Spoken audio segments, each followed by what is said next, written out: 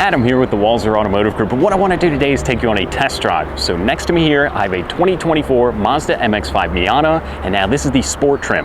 So we'll look at some trim options, some interior options, some of the stuff on the outside, and then any changes to the 2024 model. So let's go behind the wheel and take this for a spin out on the road. So now we're behind the wheel of the 24 MX-5 Miata, and again, this is the sport trim. So this is just the base model. So where it all begins from here, you can definitely go up to add more equipment, but let's put it in gear. We'll go for a spin around. Now, there is two available options for the transmission, the 6-speed manual or the automatic. And I think we made the right choice today. It is so much fun. The gear shift is so good in this car. Obviously, it's been around since the 90s, so they've had a lot of time to perfect it, and they are darn near close to getting it perfect. If you've never driven a manual before, this would be the perfect car to learn on. The clutch engagement point is great, the shift is so smooth and easy that it really does let you have some fun, and it's not really stressful. It's not a heavy clutch, it's not hard to use, it just works. And then on the other side, the automatic, if you just want to hop in and go, that's also a great gearbox and can just be enjoyed as it is. But I think for the sake of the Miata, the 6-speed is definitely the way to go. Now this has a 2-liter 4-cylinder engine that looks again about the same as it did since the 90s, but it really has improved over the years with the Sky Active performance that's in this one. You continue to get more and more power throughout the years, and it's just a linear, easy to use power band, and it does sound pretty good when you're out on the road. Now, for 2024, what were some of the changes on the outside? The exterior lighting did get a little refresh, the grille's a little bit different, and they did add some wheel options. This particular Sport rides on the blacked out 16-inch wheels, and this gets the Yokohama, and that's the Advent Sport tire. So it's a little bit stickier of a tire, and it does work and look really cool with these 16-inch wheels. Now, the difference with the soft top, and then there's also the RF. So the RF is the retractable fastback. So that's kind of like having a hard top convertible. So it really depends. I don't think one is quieter or louder than the other. There's a little bit of added weight when you go to the RF, but not really a noticeable amount. Now, a few other changes for 24 on the inside here. When you get the 6-speed manual, they've also made some changes with the limited slip differential, the suspension, as well the power steering rack to make it a little bit more fun and smooth when you're out on the road. So the other big change was from the 7-inch display, you now get the 8.8-inch display, and that is going to have wired Apple CarPlay as well as Android Auto, and there is a backup camera in there that is crystal clear and makes this tiny little car even easier to park. So let's put our foot down. Even at 3,000 RPMs, it picks up, it goes, it gets you moving out into traffic. It's such a light car that it really does, I mean, it's a perfect 50-50 weight distribution. So you can throw this thing through the corners, you can get going on the highway, and it's not too much power. The old argument for is it more fun to drive a slow car fast or a fast car slow is why that statement was written, because this car is so much fun to drive. Even though it's considered a slow car, it really isn't. It gets you moving, and it's a momentum car. So once you be cruising the back roads, or if you're out on the highway even, you can just eat up a ton of miles and have fun along the way. Now, this top takes about 3 seconds to put up and down. You simply pull the button, push the latch, and it's down. And I am it's just killing me right now that it's about 72 degrees outside and sunny this morning, and the fact that I can't have the top down because you guys probably couldn't hear me is not fun, but I will maybe spend some time cruising around later today and really enjoying that. You know, there's just not a lot of competition anymore with 6-speed manuals and convertibles.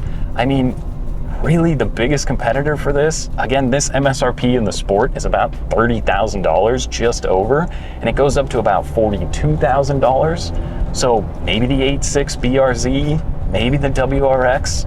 I mean, the Nissan, the new Z is really cool, but they don't have a convertible option. So if you really want that top-down driving experience for what I assume is still a little bit of money, but when you look at the average new car price at $48,000, this seems like quite the bargain, and it's still gonna get you 35 miles per gallon.